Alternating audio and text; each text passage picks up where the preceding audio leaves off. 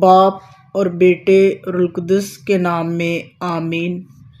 کلام مقدس میں سے ہمارے لیے آج کا پیغام مقدس یوحنا کی انجیل، اس کا 16 باب، پہلی 5 آیات۔ میں نے یہ باتیں تم سے اس لیے کہیں تاکہ تم ٹھوکر نہ کھاؤ۔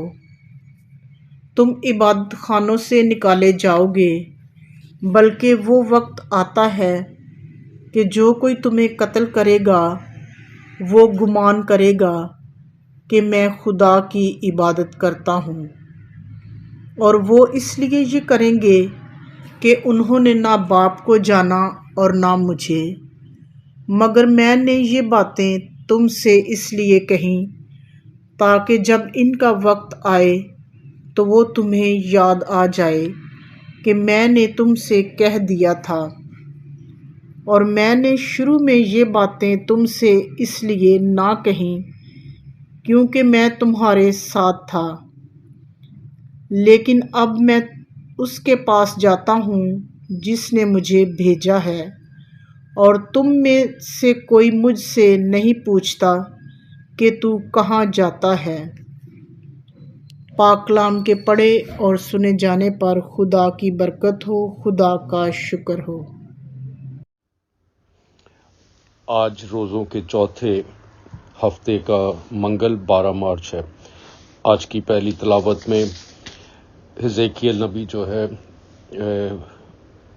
وہ دیکھتا ہے کہ ہیکل کی دائیں جانب سے مشرق کی طرف سے پانی ابھرتا ہے اور یہ سراب کرتا ہے، اور ابن انسان جو ہے وہ کہتا ہے کہ یہ دیکھو پانی، اور یہ نکل رہا ہے۔ اس کا جو منبع ہے یہ ہیکل کی سینکچری جو ہے یا ہیکل کی جو پاک جگہ ہے اس میں سے یہ نکل رہا ہے، اور پھر یہی پانی جو ہے یہ نہ صرف زمین کو سراب کرتا ہے، یہ دریا کی صورت اختیار کرتا ہے، اور پھر اس میں سے مچھلیاں، سبزیاں، فروٹ، اور یہ سب پاک ہیں، اور یہ بڑھتے جائیں گے۔ جیسے جیسے یہ پانی ہے یہ بڑھتا جائے گا، اور اس میں سے خدا کی بہت ساری نعمتیں جو ہیں وہ ہوں گی۔ اور حزقیل نبی بتاتا ہے کہ کس طرح سے یہ جگہ پاک ہے اور اس میں سے پانی جو ہے اس کا بہاؤ ہے، اور یہ جو پانی ہے یہ دوسروں کی مدد کے لیے ہے، اور خاص طور پہ اس میں جو اثر ہے وہ صحت دینے والا اثر ہے، یعنی اس میں جیسے میڈیسن ہوتی ہے یا دوائی کا اثر ہے، اس میں سے یہ زندگی دیتا ہے۔ آج کی انجیل مقدس میں خداوند یسوع مسیح جاتے ہیں جروسلم، اور وہاں پر بیت سیدا میں ایک تالاب تھا۔ اس تالاب کے 5 دروازے تھے، اور جب اس تالاب پر جب بھی وہ پانی ہلتا ہے تو اس میں ایک شفا کا معجزہ ہوتا ہے، اور جو بھی اس میں چھلانگ لگاتا ہے وہ شفا پاتا ہے، اسے کوئی بھی بیماری ہو وہ شفا پاتا ہے۔ وہاں پر ایک آدمی تھا معذور جو 38 سالوں سے وہاں پر تھا، کیونکہ وہ مفلوج تھا، اور خداوند یسوع مسیح نے جب اس پہ نظر کی تو دیکھا اور اسے کہا کہ تو کیوں نہیں جاتا؟ تو وہ کہتا ہے کہ ایسا ہے کہ جو دوسرے لوگ ہیں جو پانی ہلتا ہے تو وہ سارے چلے جاتے ہیں، لیکن میری کوئی مدد کرنے والا کوئی نہیں کہ جو مجھے اس پانی تک لے جائے۔ تو خداوند یسوع مسیح کہتے ہیں کہ میں تیری مدد کروں گا، اور خداوند یسوع مسیح سے حکم دیتے ہیں کہ اپنا بستر اٹھا اور جا، اپنے گھر کو جا۔ اور اسی لمحے وہ مفلوج شخص جو 38 سال سے بیمار تھا وہ صحت اور تندرستی پاتا ہے، اور اپنا کوٹ اٹھا کر، اپنا بستر اٹھا کر وہ چلنے لگتا ہے۔ تو فقیہ اور فریسی جب دیکھتے ہیں کہ یہ سبت کے دن یہ اس نے بدنی محنت کا کام کیا ہے، اس نے کیوں اٹھایا ہوا ہے، تو وہ اس کو کرٹیسائز کرتے، تنقید کرتے ہیں کہ تو سبت کا قانون کیوں توڑ رہا ہے۔ تو وہ کہتا ہے کہ جس نے مجھے شفا دی ہے اس نے مجھے کہا کہ اپنا بستر اٹھا اور چل۔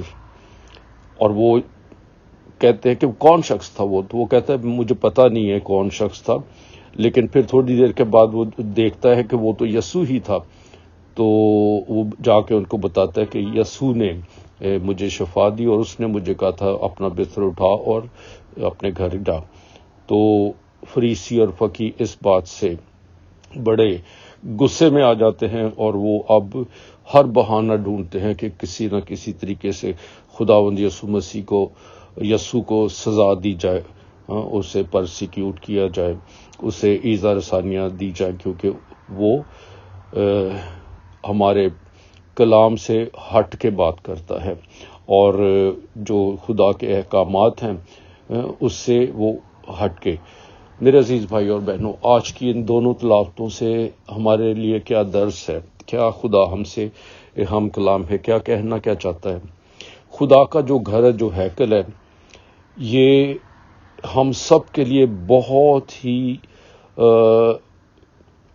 روحانی طور پر اور جسمانی طور پر خدا کا ایسا گھر ہے جس میں سے ہمیں سب کچھ ہی ملتا ہے۔ اسی گھر سے ہمیں دریا کی طرف بہتا ہوا پانی یعنی رزق بھی ملتا ہے، شفا بھی ملتی ہے ہمیں، اور خوشیاں ملتی ہیں، اور ہماری زندگی میں بھرپوری ملتی ہے۔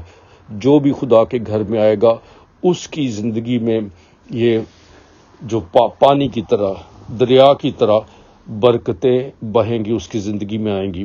جس طرح مچھلی رزق ہے، جس طرح فروٹ، جس طرح سبزیاں رزق ہے، اور پھر شفا بھی ہے۔ تو اس وجہ سے جب ہم خدا کے گھر میں آتے ہیں تو دریا کی طرح خدا کی فراخ دلی دریا کی طرح ہے، اور وہ دریا کی طرح ہماری زندگیوں میں بہتی ہے۔ ہم جو دعا کرتے ہیں وہ خدا ہمیں جو اچھا ہے، جو ہمارے لیے اچھا ہے، وہ ہمیں ضرور دیتا ہے۔ خدا کو ہماری دعاؤں کی ضرورت نہیں ہے، لیکن ہمیں دعا کرنے کی ضرورت ہے۔ کیونکہ وہ کام جو ہماری قدرت اور طاقت سے زیادہ آگے ہوتے ہیں ان میں خدا کی قدرت جو ہے وہ وہاں سے شروع ہوتی ہے۔ جہاں ہماری طاقت ختم ہو جاتی ہے وہاں خدا کی قوت، کیونکہ وہ آلمائٹی ہے، کیونکہ وہ ہر بات پر قادر ہے، کیونکہ اس نے ہی ہمیں پیدا کیا ہے، اور ساری یہ دنیا کائنات، اس کی نعمتیں برکتیں اسی سے ہیں۔ اس وجہ سے خدا کے گھر جانے سے غفلت نہیں کرنی۔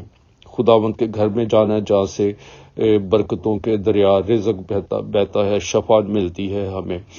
آج کی انجیل مقدس میں ایک تو یہ شخص جو مفلوج ہے، 38 سال سے یہ مفلوج ہے، اور انسانیت دیکھیے کہ وہاں پر لوگ جو ہے وہ خود سے تو چلے جاتے ہیں لیکن اس کی مدد کرنے والا کوئی نہیں، بے یار و مددگار ہے یہ۔